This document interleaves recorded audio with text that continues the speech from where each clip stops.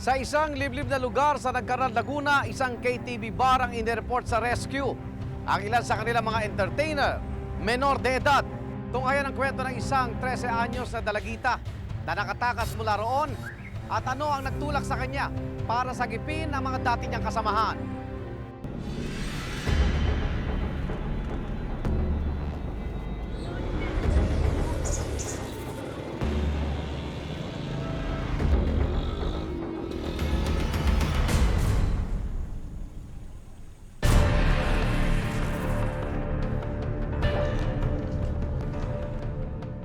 Naya po ako ng mga tropa ko. Tapos, ayaw po akong isama nung recruiter. Tapos, pinilit po siya ng mga tropa kong isama ko. Nakilala ng mga tropa ko yung recruiter kasi ate siya ng isa sa mga tropa namin. Yung ayos po kasi natatakot ako na umuwi kasi hindi po ako nakuwi ng isang gabi po. Tapos, natakot na po ako umuwi. Pagpasok po dun sa bar, may mga nakahilera pong babae. Nakaupo dun, nag-aabang po ng mga customer. Pero sila lang po yun yung mga batang na nagtatrabaho dun. Yung mga matatanda na nakaupo lang sa malapit sa cashier. Yung mga kasamahan ko po dun, 21 po kami. Hindi ko po alam kung ilang taon niya, pero alam ko may mas bata pa po sa akin dun. Wala pong mga sumasayaw dun. Lang po, mga kumakanta lang. 8 po na umaga, open mail. Tapos, natatapos po 2 ng madaling araw. Malawak po siya, tapos may mga lamesa, upuan, tapos may VIP room na 4 na kwartong maliliit. Tapos may parang tindahan kung saan umu-order.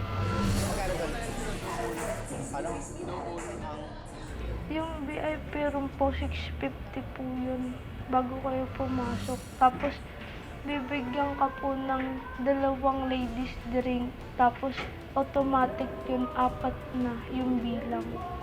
Doble po sa isang bote. Ito table muna. Magtatanungan po muna sila kung papayag yung babae na ipasok sa VIP room. Papalabas po sila. Yung ilalabas po, tapos gagalawin po sila dun sa labas. Bala sila kung ano gusto nilang gawin. Stay in po ako dun.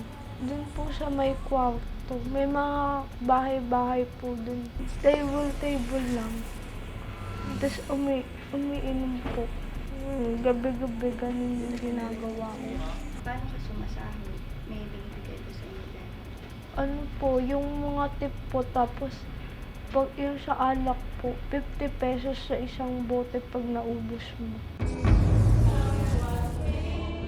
Umiinom po ko, tapos inaakbayan, hinahawakan sa legs. Yun po, tapos hinoholdingans po ako. Ano yung nararamdaman mo? Kinakabahan.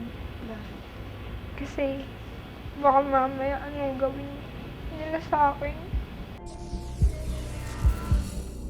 Parang pinilit ko na lang po kasi kailangan nga po ng pera. Hindi naman po ako mabubuhay nang walang pera.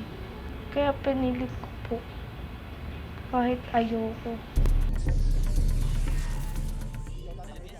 Nakatakas ako nung nag-text po yung tropa namin na papunta na po sila mama doon. Tapos sabi po nung recruiter, ihatid niya na daw po ako dito sa Manila.